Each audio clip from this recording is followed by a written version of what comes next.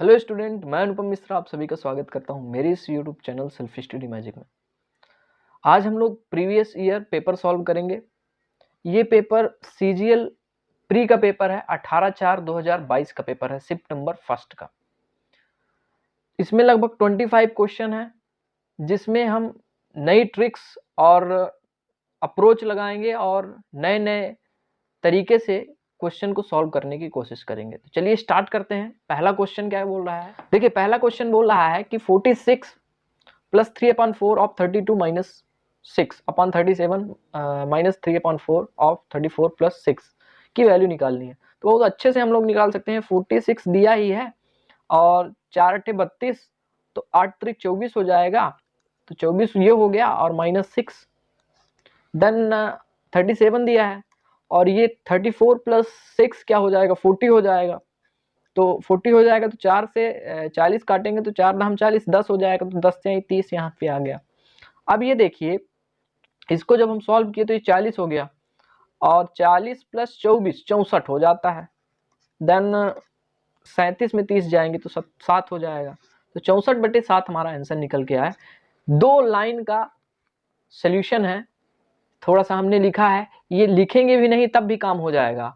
आप ऐसे ही सॉल्व कर दीजिए यहीं पे तो आंसर निकल के आ जाएगा एक ही लाइन में। तो सिंप्लीफिकेशन का ये क्वेश्चन बहुत अच्छा है और एग्जाम में आ भी सकता है, बट डाटा को चेंज कर दिया जाएगा। अगले क्वेश्चन की ओर हम लोग चलते हैं।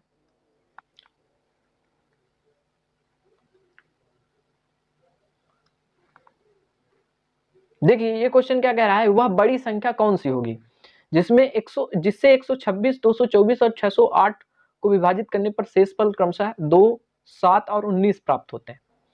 तो देखिए क्या दिया है, 126 दिया है और क्या दिया है, 224 दिया है और 608 दिया है, और बोल रहा है शेषफल 2, 7, 19 हो। तो 2, 7, 19 एक्स्ट्रा में है, तो हम 2 का माइनस करेंगे, 7 का माइनस करेंगे, देन हम लोग 19 का माइनस करेंगे। तो यहाँ क्या निकल के आता है, 124 निकल के आता है। यहाँ पे क्या निकल के आता है, 217 निकल के आएगा। यहाँ पे क्या निकल के आएगा, 589 निकल के आएगा। ठीक है, इतना समझ गए होंगे। अब सबसे बड़ी संख्या कौन सी है, तो बड़ी संख्या की बात आए तो हम लोग एचसीएफ लेते हैं। क्या लेते हैं हम लोग, एचसीएफ लेते हैं। तो इन सब का एचसीएफ लेंगे तो अब बड़ी नंबर दिख रही है, बहुत बड़ी बड़ी नंबर दिख रही है, इनका एचसीएफ लेने में थोड़ी सी कठिनाई जाएगी, बट हम ऑप्शन का सहारा लेंगे। 27 का करेंगे तो लास्ट में क्या आना चाहिए भाई, कोई भी नंबर कटेगी उसका एचसीएफ होगा तो कटेगी, तो ये कटनी चाहिए, 124 27 कटनी चाहिए, तो कट रही क्या, लास्ट में 4 आ रहा है, तो 7 7 दूनी 14, तो 23 है 5, नहीं ये नहीं कटेगी। इसको देखते हैं, 4 से अगर इंटू कर देते हैं तो 4 4 3 12 124 आ रहा है। तो अभी रुकिए, इसको चेक कर दीजिए भाई, लास्ट में 4 आए तो 3 में नहीं, 4 4 देखिए, 4 दूनी 8 84, नहीं और 5 4 नहीं, ये नहीं होगा। आगे वाले में चल दिए, आगे वाले में क्या होगा, 7 दूनी 14 और होगा ये भी नहीं, 7 दूनी 14 3 दूनी 6 62 निकल के आया। आगे बढ़ते हैं तो 7 दूनी 14 7 त्रिक के 7 28 7 35, लास्ट वाले में कोई भी 4 नहीं आ रहा है, तो हमारा ये ऑप्शन 31 सही हो जाएगा। ठीक है, 31 इन सब का एचसीएफ होगा। ठीक है, 31 से ये भी कटेगा, ये भी कटेगा, ये भी कटेगा, और सबसे बड़ी नंबर फाइंड हो गई 31, जो 126, 224 और 608 को विभाजित करने पर शेषफल 2, 7 और 19 प्राप्त होता है। अगले क्वेश्चन की ओर चलते हैं। देखिए ये क्वेश्चन जैसे दिया हुआ है, क्या बोल रहा है, 2 ठो वृत्त दिए हुए हैं जिनका केंद्र P और Q है। ठीक है, जो ए बी पर प्रतिच्छेद करते हैं, ये जो वृत्त हैं एक दूसरे को ए और बी पर प्रतिच्छेद कर रहे हैं।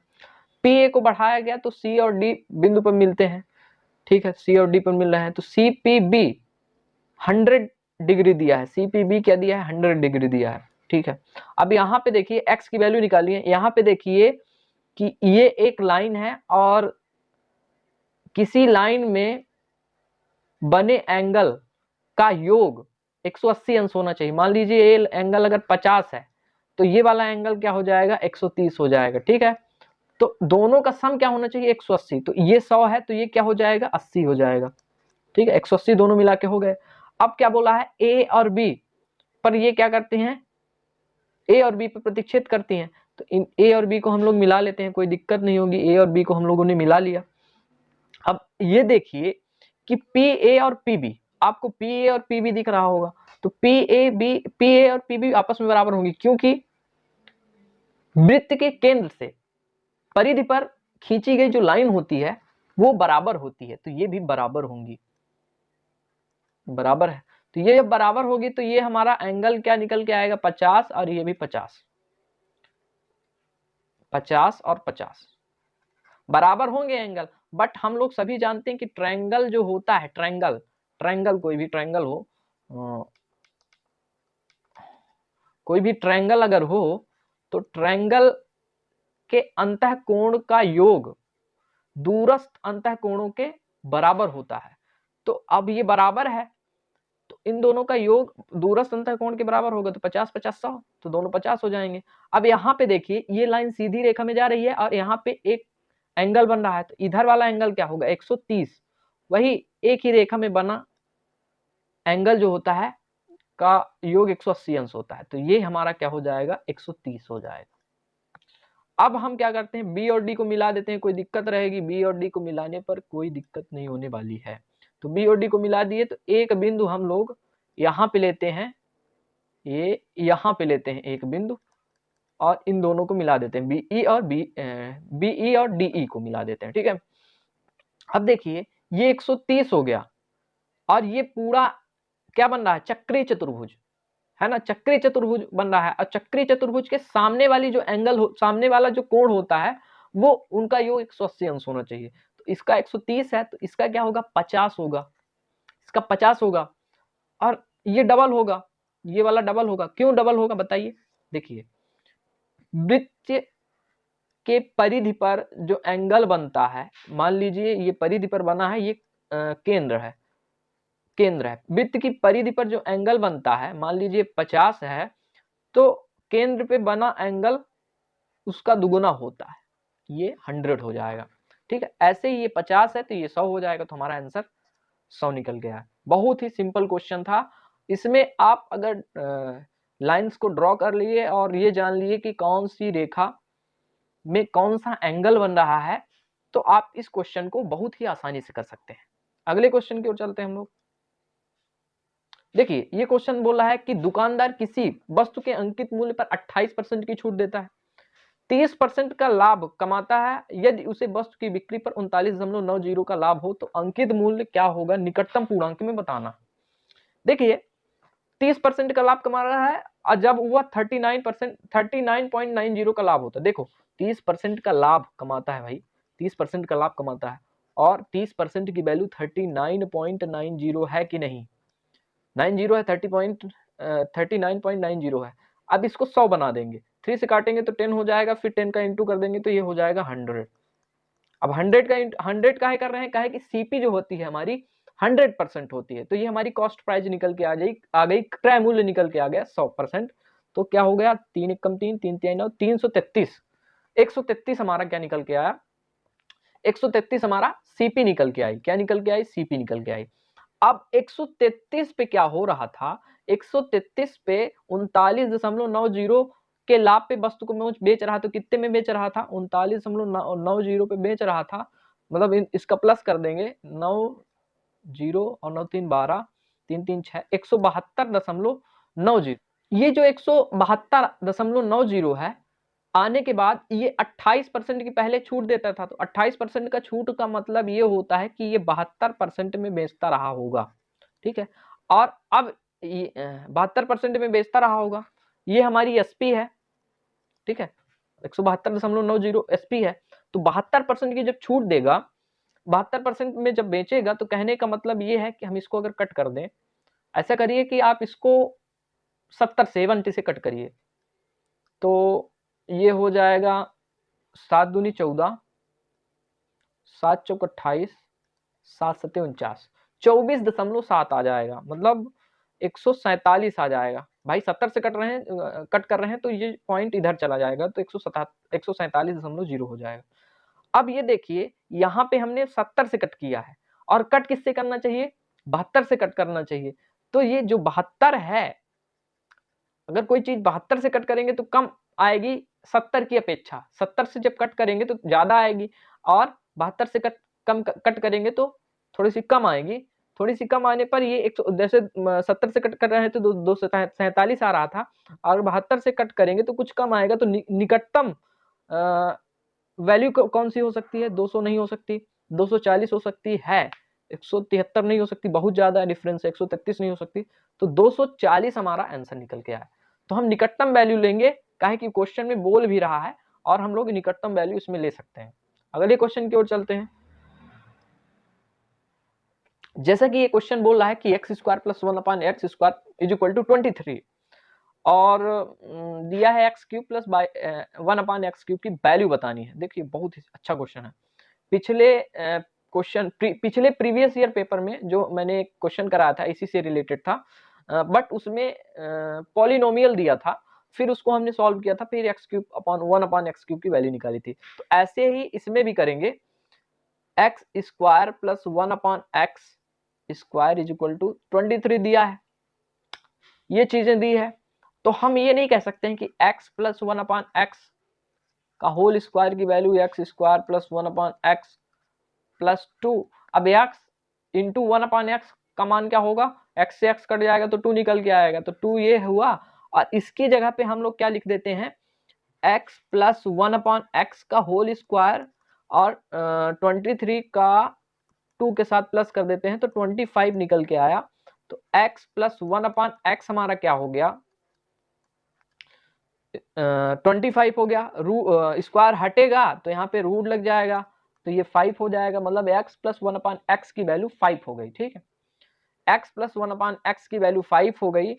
और तो हम x³ 1/x³ की वैल्यू निकाल सकते हैं। कैसे? कि p का क्यूब माइनस 3p होता है ना, एलजेब्रा में हम लोगों ने पढ़ा है। तो p cube 5 cube minus 3 into 5, तो क्या निकल के आया? 5 5 जो 25, 125 निकल के आया, माइनस 15, तो ये हो गया 110। ठीक है, 110 हो गया, तो ऑप्शन बी हमारा करेक्ट है। बहुत अच्छा क्वेश्चन है ये वाला। जो क्वेश्चन है लगभग सभी एग्जाम में आया हुआ है और आता भी है। ठीक है, आने का बहुत चांस है इसको, ये वाला क्वेश्चन आने का बहुत चांस है। अगले क्वेश्चन में हम लोग चलते हैं, देखते जाइएगा। ये क्वेश्चन हर एग्जाम में आया हुआ है, और इस क्वेश्चन के आने की संभावना बहुत अधिक है। इसको एक बार आप दोबारा से देखिएगा और लगाने की कोशिश कीजिएगा। अगले क्वेश्चन में चलते हैं हम लोग। देखिए क्वेश्चन क्या कह रहा है कि a इज इक्वल टू 60। ठीक है, a इज इक्वल टू 60, तो हमको इसकी वैल्यू बतानी है। तो अब देखिए, जब cos 60 होता है तो वैल्यू क्या निकल के आती है? 8 इंटू cos 60 की वैल्यू 1/2 होती है। sec 60 की क्या होगी? 2 हो जाएगी। देन 10 स्क्वायर a, मतलब 10 की वैल्यू क्या हो जाएगी? √3, मतलब स्क्वायर में है तो 3। अब ये देखिए 10 साइन a अपॉन, मतलब 60/2 मतलब साइन 30, तो 10 इंटू साइन 30 की वैल्यू 1/2 हो जाएगी। अब इसको हम सॉल्व कर सकते हैं। 2 4 जा 8, 2 पंचे 10, ये 7 दूनी 14, 14 4 18, 18 में से 3 जाएंगे 15, और ये 5 है, ये है, तो 5 3 15, 3 हमारा आंसर निकल के आया है। ठीक है, समझ गए होंगे। इसमें बस वैल्यू रखनी थी a इज इक्वल टू 60, मतलब cos 60 sec 60। अगर आपको वैल्यूज याद हैं तो आप इस क्वेश्चन को बहुत जल्दी कर सकते हैं। अगले क्वेश्चन में चलते हैं, क्वेश्चन नंबर 7। देखिए क्या बोल रहा है कि 10 मीटर और 17 मीटर, 10 मीटर और 17 मीटर ऊंचाई वाले दो स्तंभ भूतल पर स्थापित हैं। स्तंभों के आधारों के बीच की दूरी 24 मीटर है। उनके शीर्षों के बीच की दूरी ज्ञात कीजिए। देखिए ये मान लेते हैं हमारा स्तंभ है। ठीक है, एक 10 मीटर ऊंचाई का है और एक 17 मीटर ऊंचाई का है। तो ये हमारा 10 मीटर की ऊंचाई का है और इसकी ऊंचाई 17 मीटर हो गई। ठीक है, और यहां से यहां तक के बीच की दूरी दी हुई है 24 है। ठीक है, तो अब देखिए यहां से यहां के बीच की भी दूरी निकल के आ गई 24, तो हम यहां से यहां तक के बीच की दूरी निकाल सकते हैं। अब देखिए यहां से यहां तक की डिस्टेंस क्या है? 10 है, और बाकी बची हुई डिस्टेंस अगर मतलब टोटल डिस्टेंस अगर 17 है और 10 माइनस कर देंगे तो 7, तो यहाँ से यहाँ तक की डिस्टेंस 7 निकल के आ गई। 7 निकल के आ गई तो हम ये नहीं कह सकते कि ट्रिपलेट बन रहा है 7, 24 और 25 का। ट्रिपलेट याद कर लीजिएगा, ट्रिपलेट का रोल बहुत होता है ऐसे क्वेश्चन, ऊंचाई और दूरी वाले क्वेश्चन में। आप अगर ट्रिपलेट याद किए हुए हैं तो बहुत जल्दी सॉल्व कर सकते हैं क्वेश्चन। तो ये हमारा 25 आंसर निकल के आ गया, ऑप्शन नंबर ए। अगले क्वेश्चन की ओर चलते हैं। अब इसमें चार्ट दिया हुआ है जिसमें बोला गया है कि 2015 में निर्मित टीवी सेटों 1000 में है, संख्या 1000 में है, और जो बेचे गए सेट है टीवी सेट वो प्रतिशत में दर्शाए गए हैं। ठीक है, आगे में क्वेश्चन होगा। देखिए ये 2015 में कंपनी ए द्वारा बेचे गए टीवी सेटों की संख्या, कंपनी बी द्वारा बेचे गए टीवी सेटों का संख्या का अनुपात। अच्छा, मतलब ए में जो बेची गई है टीवी सेटों की संख्या, तो बेची जाने वाली ये है, सोल्ड वाली ये है, ये बनाई गई है, जितना मैन्युफैक्चरिंग किया गया है तो ये वाला पार्ट है, और जितना बेचा गया है ये वाला है। ठीक है, तो 64 में से 75% बेच रहा है। ठीक है, 64 में से 75% का बेचने का मतलब 25 3 75, 25 चौको 100। और बी पार्ट की बात हुई, बी में हुई तो 90 निर्मित हुई और इसका 64% बेच रहा है, तो 90 इंटू 64/100 परसेंटेज में चेंज करेंगे तो ये हमारा कट के निकल के आता है 4 एकम 4 और 4 छंग 24, 16 3 48 ये निकल के आता है। इसको जब 0 से 0 कट करेंगे तो हमारा क्या निकल के आ रहा है, 9 इंटू 64/100। तो एक काम कीजिए, ये 100 को इधर शिफ्ट कर दीजिए तो ये 480 हो जाएगा, 480 हो जाएगा। और ये क्या हो जाएगा, 9 इंटू ये यही रहने दीजिए, इंटू करने में थोड़ी दिक्कत जाएगी तो ऐसे ही रहने दीजिए। तो 8 28 64, 8 छंग 48, तो 60, 8 28 64। ठीक है, अब 4 से कट कर दीजिए, नहीं 3 से कट करिए, 3 दूनी 6 और 3 तिहाई 9, ये हो गया। 4 से कट कीजिए, 4 दूनी 8 और 4 पंचे 20, तो ये 6 हो गया। तो कह सकते हैं कि 5:6, 3 दूनी 6, 5:6 के फॉर्म में ये निकल के आया। ठीक है, 5:6 कहाँ पे है, कहाँ पे है भाई, ये डी डी डी 5:6। ठीक है, अब ऐसे क्वेश्चन आते ही हैं, सीजीएल और सीएचएसएल के जो पेपर होते हैं उसमें इस टाइप के क्वेश्चन बहुत बनते हैं। और ये बात मान लीजिए कि जो सीजीएल का पेपर होता है सीएचएसएल के पेपर से एकदम कॉपीड होता है, दोनों का कॉपी पेस्ट होता है सीजीएल और सीएचएसएल का पेपर। ठीक है, अगले क्वेश्चन की ओर चलते हैं, इस पे ध्यान दीजिएगा। इस क्वेश्चन में देखिए एक वृत्त में, नहीं एक वृत्त ट्रायंगल एबीसी में बना हुआ है। ठीक है, मान लिया एक त्रिभुज में एक वृत्त बना हुआ है, ए बी बी सी ए सी को क्रमशः बिंदु पी क्यू आर पर स्पर्श करता है। A B minus B C is equal to 4, A B minus A C is equal to 2, और ट्रायंगल एबीसी का परिमाप दिया हुआ है 32। तो एसी की लंबाई बतानी है। तो पहले हम बना लेते हैं ट्रायंगल। क्या करते हैं हम लोग, ट्रायंगल बना लेते हैं। तो ट्रायंगल देखिए, ये हमारा बन गया ट्रायंगल। ठीक है, और ट्रायंगल में बना है क्या, वृत्त बना है। ये हमारा वृत्त बना, और वृत्त किसमें है, वृत्त वृत्त है इसमें, इसमें है वृत्त। ठीक, वृत्त किसमें है, इस ट्रायंगल में। अब देखिए ये हमारा ए हो गया, ये हमारा बी हो गया, और ये हमारा सी निकल के आया। और देखिए यहाँ पे बोला है पी क्यू आर पर स्पर्श करती है, ए बी पी पे स्पर्श करती है, यहाँ पे पी पे, क्यू यहाँ पे स्पर्श करती है, क्यू यहाँ पे, और सी यहाँ ए सी यहाँ पे स्पर्श करते हैं आर पे। ठीक है, आर पे स्पर्श करती है, आर पे स्पर्श करती है। तो अब हम अगर यहाँ पे मान ले एक्स है तो ये वाला भी एक्स हो जाएगा, क्योंकि एपी और ए आर की वैल्यू, ए आर जो है आपस में बराबर होंगे। ऐसे ही यहाँ पे अगर बाई मान लिया जाए तो ये बाई हो जाएगा, बीपी और बी क्यू आपस में बराबर होंगे। ऐसे इसको जेड मान लिया जाए, ये भी जेड हो जाएगा, सी आर और सी क्यू आपस में बराबर होंगे। अब देखिए परिमाप दिया हुआ है, परिमाप क्या होता है, सभी का सम होता है सभी का, जैसे इधर साइड का सम कर देंगे, इधर साइड का, ये सब का सम कर देंगे, A B plus B C plus A. अब देखिए कि परिमाप दिया हुआ है, परिमाप होता क्या है, परिमाप सभी साइड्स का सम कर देंगे ट्रायंगल में, तो परिमाप निकल के आ जाएगा A B plus B C plus A C. तो ए बी की वैल्यू एक्स प्लस वाई है, वाई प्लस जेड है और जेड प्लस एक्स है, ठीक है। तो सबका सम अगर करेंगे तो 2x निकल के आएगा, 2y निकल के आएगा और 2z निकल के आएगा। तो कह सकते हैं कि 2 कॉमन निकाल देंगे, x y और z ऐसे निकल के आ जाएगा। और इसकी वैल्यू दी है 32, मतलब परिमाप दिया हुआ है। तो x plus Y plus Z की वैल्यू हो गई 2 छक्का 12, 16 निकल के आ गई, ठीक है। अब A B minus B C दिया, A B minus B C equal to 4 दिया हुआ है, तो ए बी की वैल्यू क्या है, x plus Y, X plus Y एक की है, फिर माइनस बी सी है, तो बी सी ये है Y minus Z is equal to क्या है 4 है। तो बाई से बाई हमने कैंसिल कर दिया, तो एक्स माइनस जेड निकल के आया 4। और एक चीज और दी हुई है हमको, A B minus A C, A B क्या दिया हुआ है एक्स प्लस बाई है, और ए सी दिया हुआ है एक्स माइनस जेड, तो माइनस की एक्स माइनस जेड 2, ठीक है। एक्स से एक्स कट जाएगा, बाई माइनस जेड निकल के आएगा, इज इक्वल टू क्या हो जाएगा 2 हो जाएगा। इतनी बातें तो समझ में आ गई होंगी। अब हम ऐसा करते हैं कि इस जो इक्वेशन, ये वाला जो इक्वेशन है, यहाँ पे हम जेड मतलब जेड के फॉर्म में इसको चेंज कर देते हैं। तो x की वैल्यू क्या निकल के आई 4 प्लस जेड, मतलब जेड प्लस 4।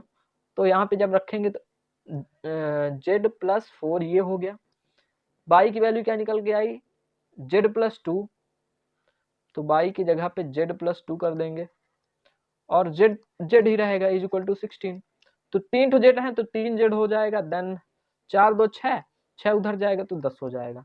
तो जेड इज इक्वल टू 10/3 ये निकल के आया। अब जेड की वैल्यू निकल के आ गई, ठीक। अब एसी हमसे पूछा है ना, अब एसी पूछा है एसी, तो एक्स प्लस जेड हमको निकालना है। तो जेड की तो निकल के आ गई, तो एक्स की भी निकाल सकते हैं। यहाँ पे जब हम रखेंगे इसमें, इस इक्वेशन में, तो एक्स की वैल्यू निकल के आ जाएगी क्या 4 3 12, 22/3, 22/3 निकल के आ जाएगी। अब हम यहाँ पे x की वैल्यू रखेंगे 22/3 और यहाँ पे रखेंगे z की वैल्यू 10/3, ठीक है। ये बातें समझ में आ गई होंगी। 22 10 32/3, तो 32/3 हमारा आंसर निकल के आया, AC की वैल्यू निकल के आई। ये काफी टिपिकल सवाल था, ठीक है। जब तक आप इसकी प्रैक्टिस नहीं करेंगे, इस कॉन्सेप्ट के बारे में नहीं जानेंगे, तब तक ये क्वेश्चन नहीं बनने वाला। बहुत टिपिकल सवाल है। अगले क्वेश्चन में चलते हैं हम लोग। अब ये दिया है कि a plus B minus C is equal to 5 और इसकी वैल्यू 10 है, और a square plus B square plus C square का मान। देखिए हम सभी जानते हैं कि, रुकिए 2 मिनट, हम सभी जानते हैं कि a प्लस बी ये कुछ नहीं है, a plus B minus C का जो स्क्वायर की जो वैल्यू होती है, a square plus B square plus C square is equal to minus, plus करेंगे 2ab, अब इसमें माइनस होगा, काहे कि सी वाला पार्ट माइनस में है, 2bc, और ये सी वाला पार्ट माइनस में, तो 2c ये निकल के आया, ठीक है। अब abc की वैल्यू ये दी हुई है 5, और इसमें square, a square plus B square plus C square ये निकल के आया। 2 कॉमन लेंगे तो हो जाएगा ab minus B C minus A C, ये हो जाएगा। तो हम लोग क्या करते हैं 2 × 10 कर देते हैं डायरेक्ट, तो 5 5 या 25, ये 2 10 या 20 हो जाएगा, तो 20 इधर आएगा तो माइनस में हो जाएगा। a square plus B square plus C square ये निकल के आया, ये हमारा 5 हो जाएगा, ठीक है। तो a square B square C square की वैल्यू 5 निकल के आएगी, तो बी ऑप्शन हमारा सही है। देखिए कितनी आसानी से हमने इसको सॉल्व किया, क्योंकि इस क्वेश्चन में अगर आपसे ये बनता a प्लस बी का होल स्क्वायर का फार्मूला, तो आप इसको कर सकते थे। अगले क्वेश्चन में चलते हैं। इस क्वेश्चन को करिए, क्या बोला है, 3 संख्याओं का योग 98 है, ठीक है। पहली और दूसरी संख्या का अनुपात 2:3 है, दूसरी और तीसरी संख्या का अनुपात 5:8 है, तो तीसरी संख्या कौन सी है। तो देखिए सभी का योग 98 है, ये देख लीजिए।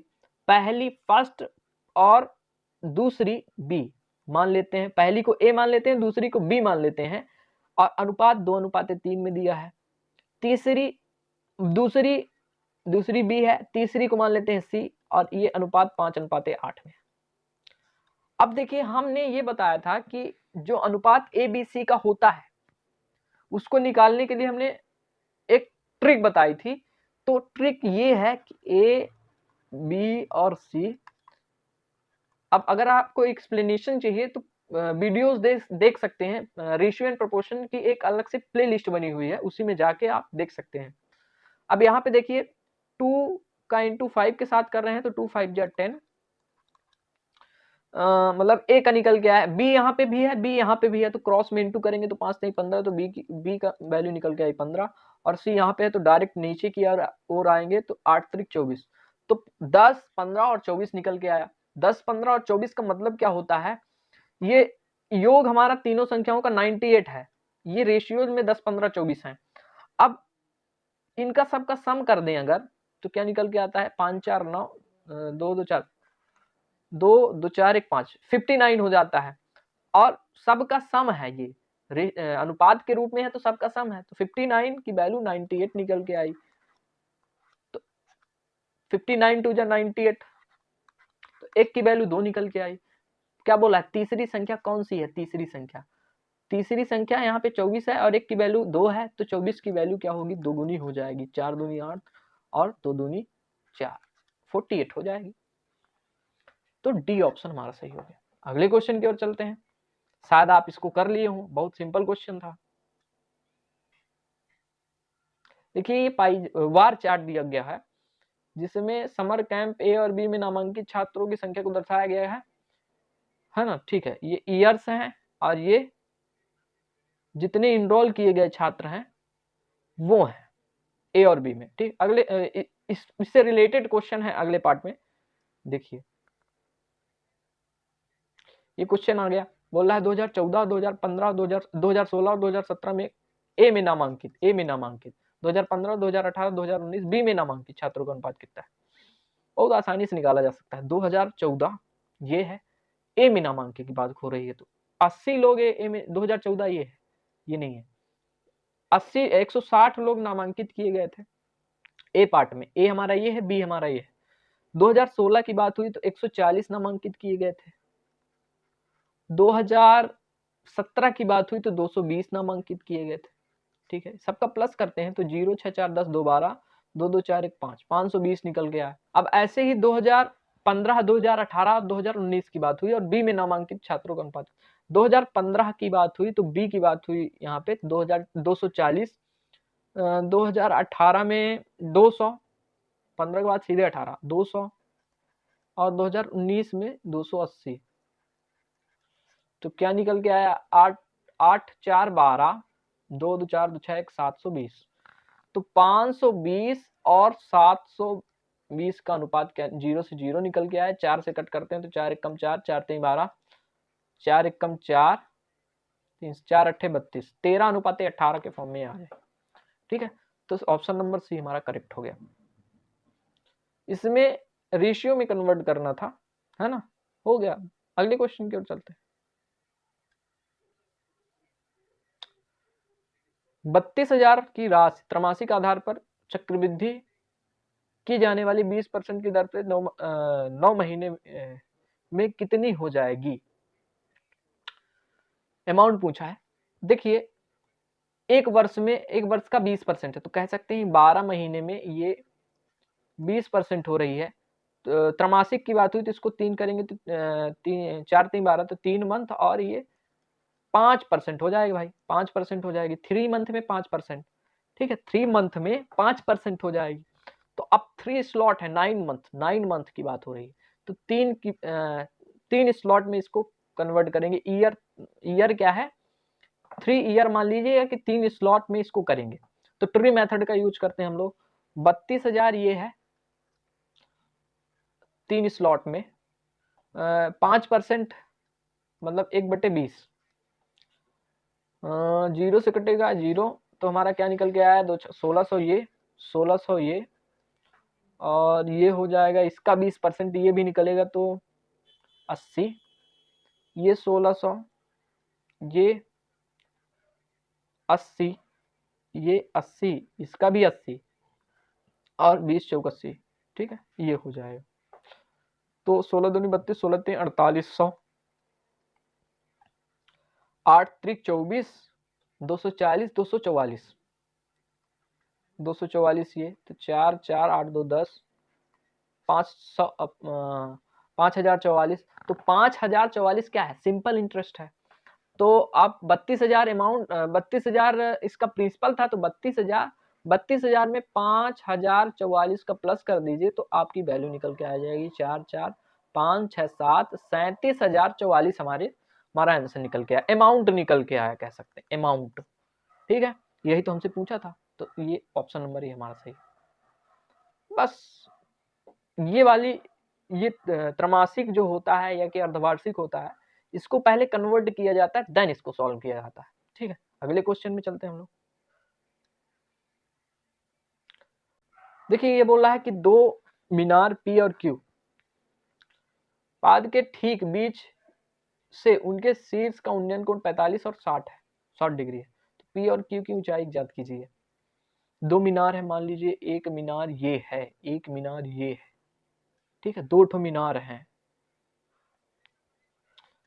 ठीक बीच की बात हो, पाद के ठीक बीच में उनके शीर्ष का उन्नयन कोण, मतलब कुल मिला के यहाँ की बात हो रही है, बीच की, यहाँ की। एक का कोण बन रहा है 45, एक का बन रहा है 60। तो P और Q की ऊंचाई ज्ञात कीजिए। मतलब हमको चाहिए क्या, ये वाली पार्ट चाहिए, ये पार्ट हमको चाहिए। तो 45 ये है, तो 45 ये भी होगा, और ये 90, 45 45 90, तो 45 45 90 में क्या हो जाता है, एक एक √2। तो ये वाला √2 हो जाएगा, ये एक हो जाएगा, ये एक हो जाएगा। ठीक है भाई, 45 ये, और ये 90 है, ये 60 है, तो ये वाला 30 हो जाएगा। तो एक ये हो जाएगा, और मतलब एक ये इसके सामने वाली भुजा एक ये हो जाएगी, और ये 60 क्या हो जाएगा, √3 हो जाएगी, है ना। इसमें क्या होता है, 1 √3, मतलब ऐसे 30 60 और 90 में क्या होता है, 1 √3 और 2 ये होता है इसमें। तो इसमें 2 ये हो जाएगा, ये वाला हमारा क्या निकल के आएगा, √3। अब हमको ये वैल्यू ऊंचाई निकालनी है पी और क्यू की, तो पी और क्यू की ऊंचाई निकल के आ गई, ये एक की ये है और एक की √3, हो गया खत्म।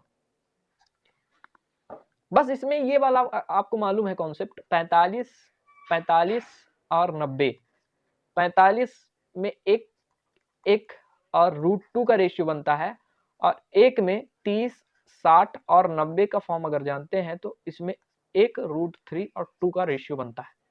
ठीक है, बस खत्म, क्वेश्चन खत्म ही हो गया। अगले क्वेश्चन में चलते हैं हम लोग।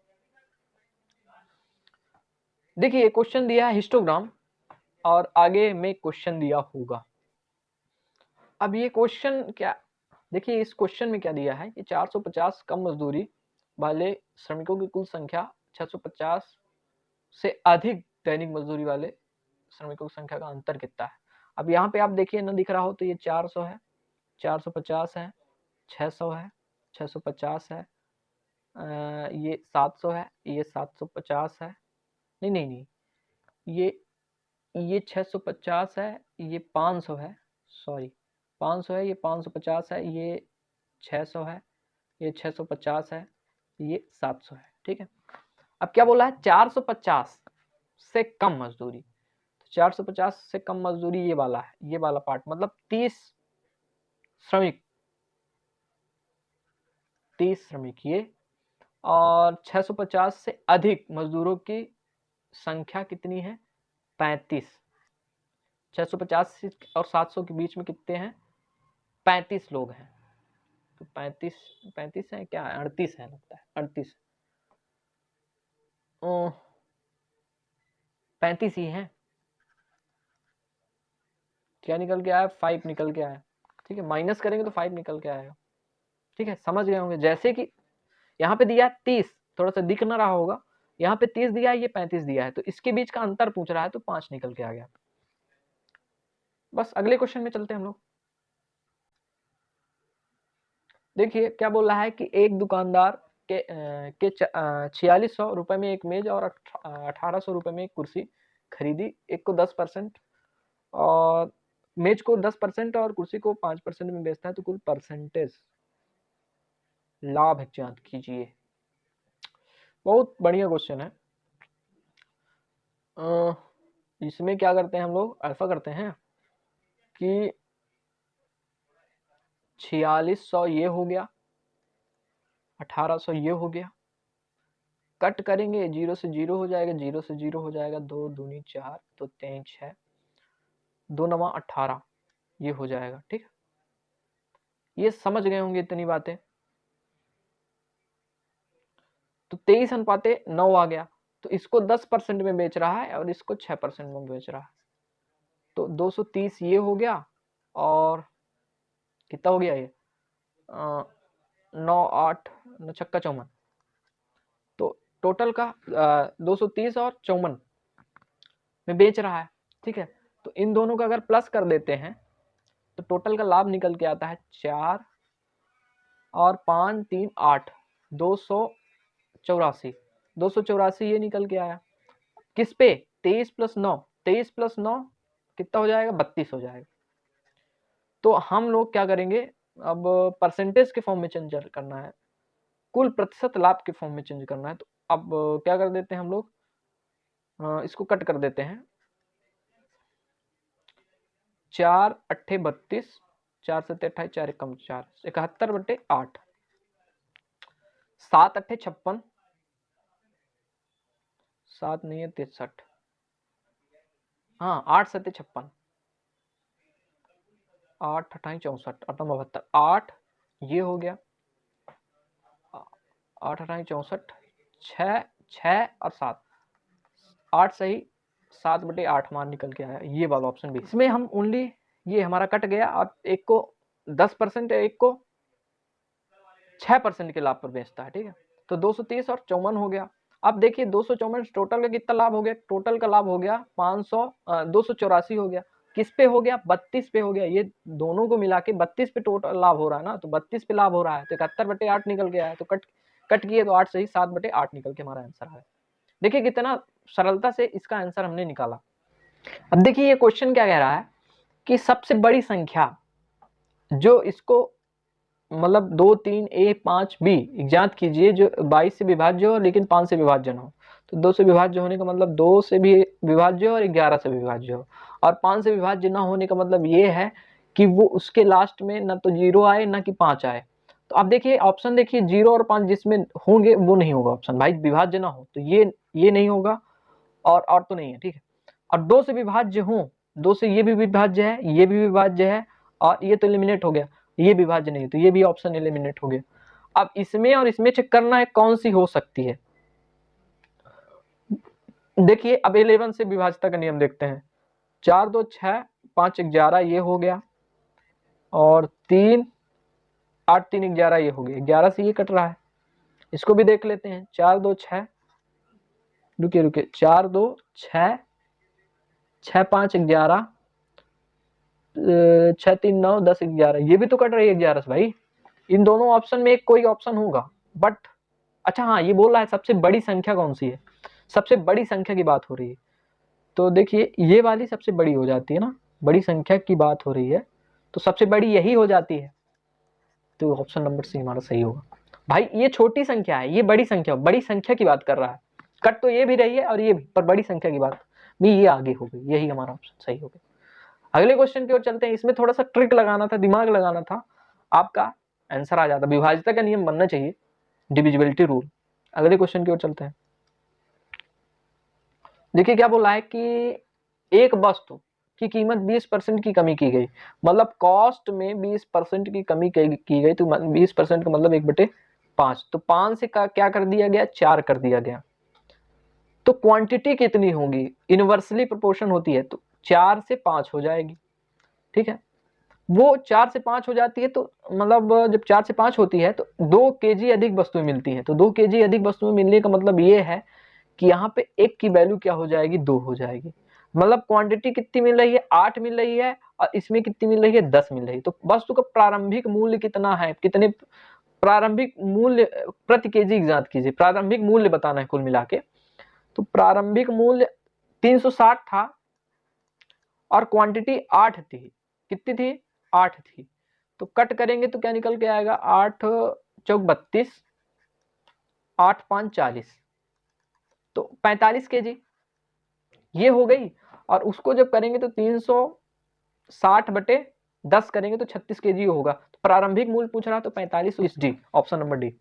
देखिए इसमें क्या है कि मेनली जो कॉस्ट होती है क्वांटिटी के इनवर्स में होती है, और क्वांटिटी के इनवर्स में होगी। और बोल रहा है कि पहले इतने में वस्तु लाता था, फिर इतना कर दिया, मतलब 2 केजी अधिक कर दिया या तो 1 की वैल्यू 2 निकल के आई, क्वांटिटी 8 हो गई, इसकी 10 हो गई, कट कर दिया तो 45 निकल के आया। 45 पहले प्रारंभ में लाता था।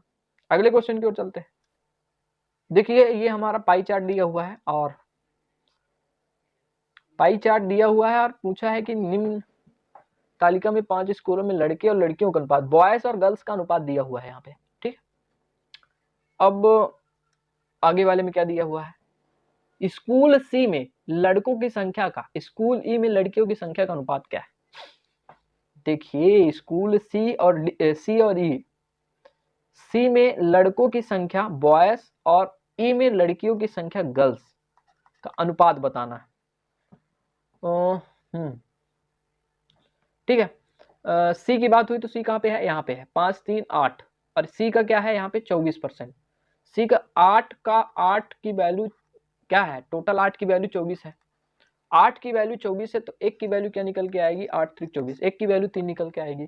तो बॉयज की संख्या सी में कितनी हो जाएगी, सी में वैसे बॉयज का अनुपात 3 है तो सी बॉयज की संख्या 9 हो जाएगी। ठीक है, बॉयज की संख्या 3 3 जा 9 होगी, तो बॉयज की संख्या 9 हो जाएगी।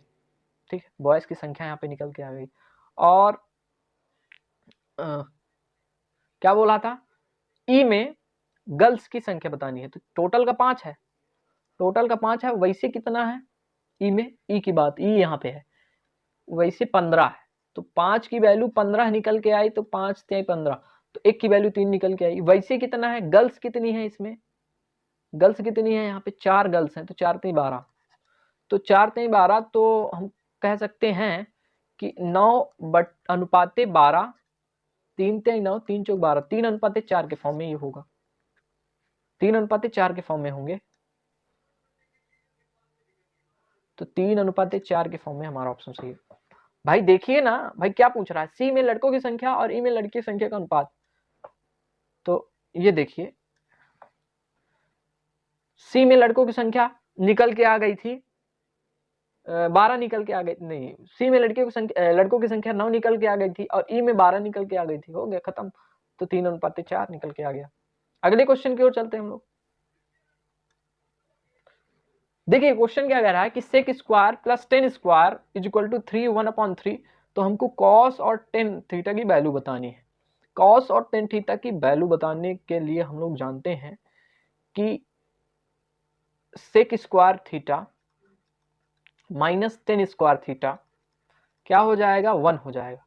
सेक स्क्वायर और टेन स्क्वायर थीटा, तो 10 से 10 कट जाएगा और बचेगा क्या, 2 sec square theta is equal to, इसको सॉल्व करेंगे तो 3 2 6 6 7 7 8 और 9 9/2, 9/2 ये हो जाएगा। तो हम ये बोल सकते हैं कि सेक की वैल्यू वैसे कितनी आ गई, 3/2 आ गई। ठीक है, सेक की वैल्यू क्या निकल के आ गई, 3/2 निकल के आ गई। और कॉस का उल्टा सेक होता है, तो कॉस में आधार बटे क्या होता है, कर्ण होता है, तो इसमें क्या होगा, कर्ण बटे आधार हो जाएगा। ठीक, और कर्ण बटे आधार हो जाएगा तो हम एक बना देते हैं यहाँ पे राइट एंगल ट्रायंगल। तो कर्ण हमारा 3 ये है, आधार हमारा 2 ये है। ठीक है, ये हो गया, तो ये 2 3 और ये क्या निकल के आएगा, √5। पाइथागोरस थ्योरम से निकाला गया तो ये क्या निकल के आया, √5 निकल के आया। ठीक है, और कॉस थीटा और साइन थीटा की वैल्यू निकालना है किसके बराबर होगी। तो कॉस कॉस हम जानते हैं कि क्या होता है, कॉस आधार बटे कर्ण होता है। तो आधार क्या है, 2/3 हो जाएगा, 2/3 होगा, प्लस साइन क्या होगा, साइन हम जानते हैं कि लंब बटे कर्ण होता है, लंब क्या है √5/3, लंब बटे कर्ण √5/3। हाँ, तो क्या हो जाएगा 2 + √5/3, तो 2 + √5/3 जिसमें हो वही ऑप्शन सही है, इसमें नहीं है, ये नहीं होगा, इसमें है, ये वाला सही है। ठीक है, बस हमने क्या किया, sec square theta -10 square theta 1 होता है, और इसको हमने क्या कर दिया, प्लस कर दिया, तो 2 सेक स्क्वायर थीटा निकल के आया 9/2, है ना। तो सेक थीटा की वैल्यू 3/2 निकल के आई, तो हमने रख दिया वैल्यू, बस आंसर निकल के आ गया। अगले क्वेश्चन में चलते हैं। देखिए क्वेश्चन क्या आपको बोल रहा है कि श्याम अपनी कार का 30 किलोमीटर 45 किलोमीटर पर आवर की चाल से चलाता है, अगले 2 घंटे 20 मिनट में के लिए वह 51 किलोमीटर पर आवर की चाल से चलाता है, तो पूरी यात्रा में औसत चाल कितनी है हमको ये बतानी है।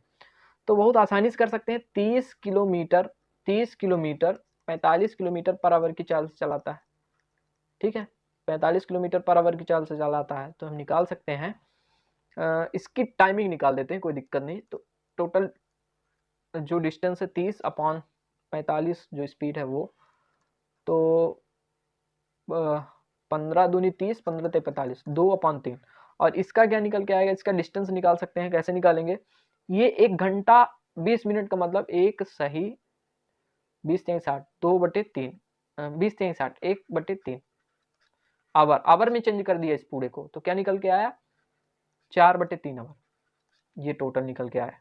टाइमिंग की बात हुई। अब हम क्या निकालेंगे, स्पीड निकालेंगे, तो स्पीड निकालने के लिए हम सभी जानते हैं कि टोटल डिस्टेंस 30 प्लस, अब ये इसकी डिस्टेंस नहीं निकाले हुए हैं, इसकी डिस्टेंस निकाल देते हैं, तो 51 × 4/3 ये हो जाएगा 3 × 3, 3 × 7 = 21, 17 चौको 68, तो 68 इसकी टोटल डिस्टेंस हो गई, अपॉन 2/3 टाइमिंग ये, और इसकी 4/3 टाइमिंग ये, ठीक है, 4 2 6 ये हो जाएगा 68 98, ये क्या हो जाएगा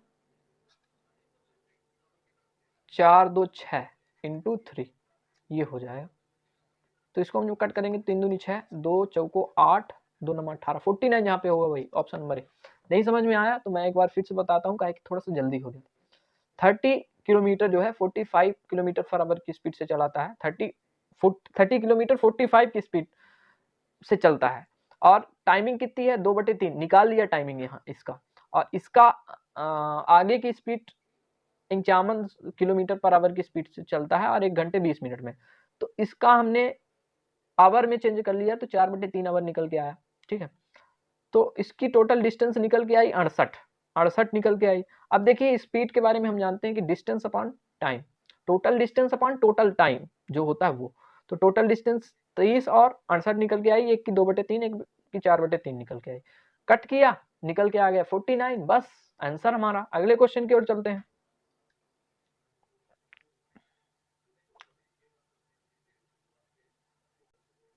देखिए ट्रायंगल एबीसी में ए का द्विभाजक बीसी पर डी पर मिल, देखिए ट्रायंगल बना देते हैं हम लोग, ट्रायंगल बनाने में क्या है, ट्रायंगल बना देते हैं हम लोग, ये हमारा ट्रायंगल हो गया, कोई दिक्कत नहीं।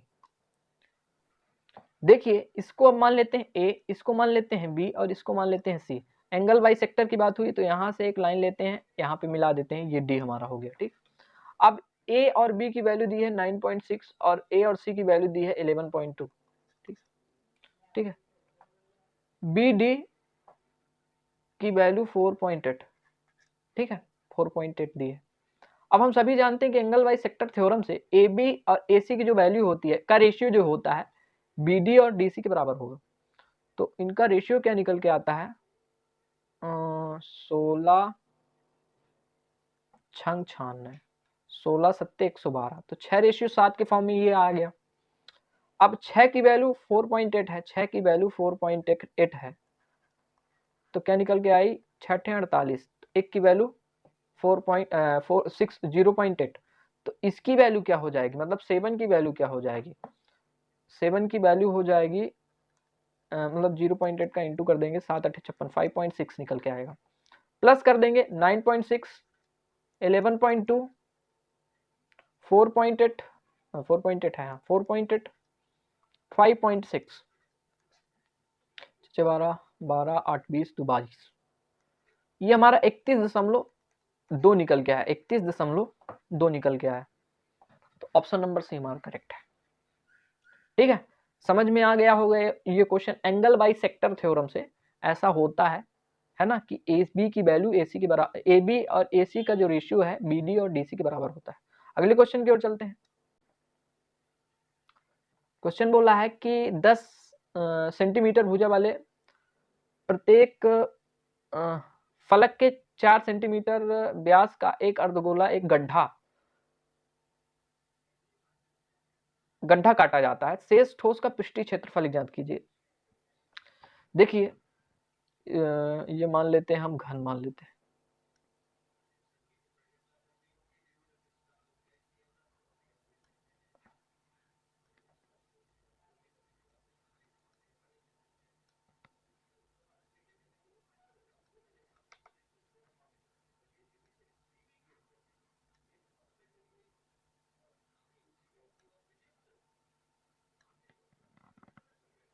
देखिए इसको मिला देते हैं हम लोग, इसको मिला देते हैं, इसको मिला देते हैं और इसको मिला देते हैं, एक घन बन गया, घन बन गया एक।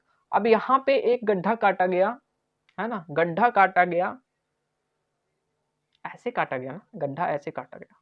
ठीक, अब ये तो हमारा माइनस हो जाएगा, मतलब ये पाई आर जो है हमारा ये माइनस हो जाएगा। ठीक है, पाई आर माइनस हो जाएगा यहाँ पे, और ये जो है माइनस हो जाएगा, ये 2 पाई आर होगा, है ना, 2 पाई आर जो हमारा प्लस हो जाएगा। ये सब में ऐसा होगा भाई, इसका जो प्लस करेंगे तो 1 पाई आर बचेगा, इसमें भी ऐसा कट करेंगे, इसमें भी ऐसा, इसमें भी ऐसा कट करेंगे, मतलब 6 ठो फलक हैं, छबों में ऐसा कट करेंगे तो 6 पाई आर स्क्वायर हो जाएगा। ठीक है, 6 पाई आर स्क्वायर का मतलब अब हम एरिया निकाल सकते हैं। एरिया कैसे निकलेगा? एरिया निकलेगा, सभी जानते हैं कि 6a का स्क्वायर होता है एरिया घन का, प्लस ये हमारा जो कटा हुआ भाग है इनका 6 पाई आर स्क्वायर। ठीक है, 6 पाई आर स्क्वायर, तो 6 कॉमन ले लिया, a की वैल्यू 100 हो गई, मतलब a की वैल्यू 10 है तो ये 100 हो गई। 22/7 इंटू क्या हो जाएगा,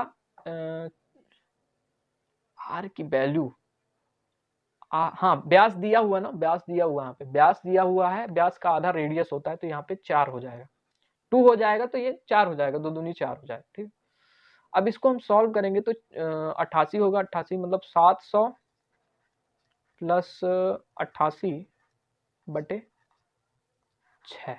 ये 6 बाहर है ना, 6 बाहर है,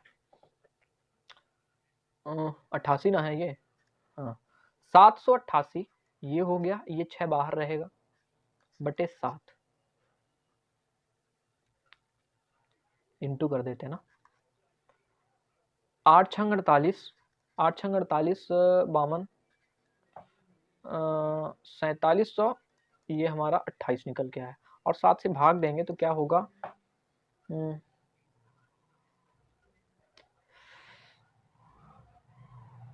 7 छंग 42, 7 7 49, 7 छंग 42, 6 वाला पॉइंट आ रहा है, 6 वाला मतलब 600 स्टार्ट हो रहा है, 600 से स्टार्ट हो रहा है, तो कहने का मतलब ऑप्शन सी में 675 है, तो 6 से स्टार्ट हो रहा है, तो कहने का मतलब यही है, ऑप्शन नंबर सी।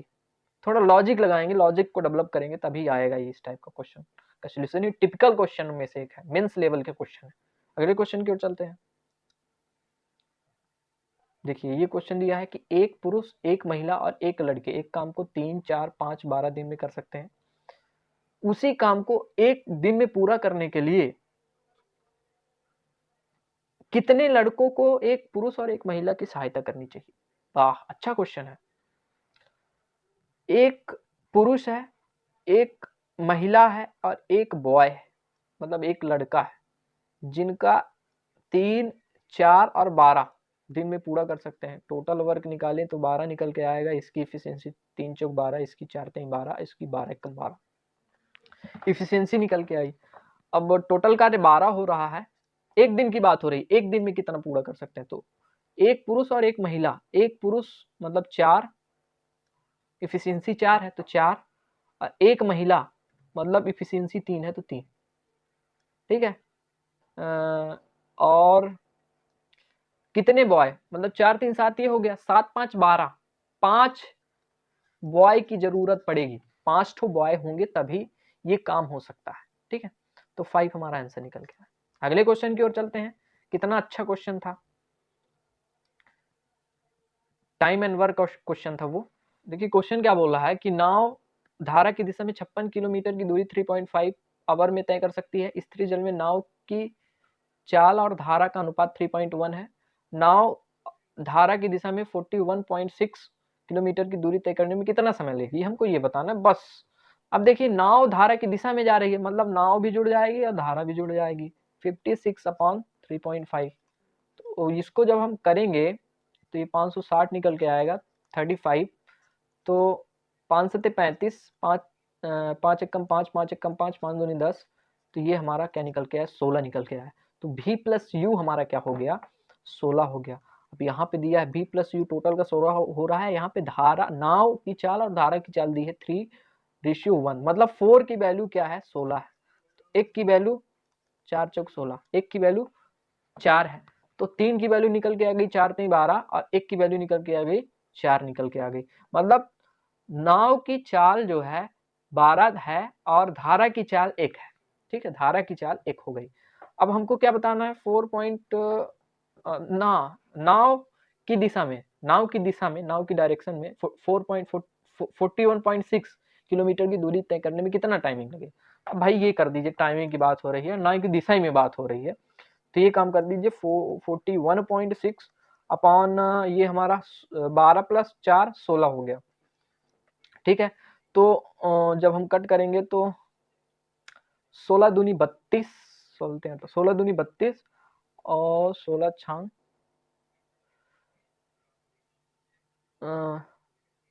96, हाँ 16 छांग 96, तो 2.6 जिसमें होगा वही है, मतलब ऑप्शन नंबर सी।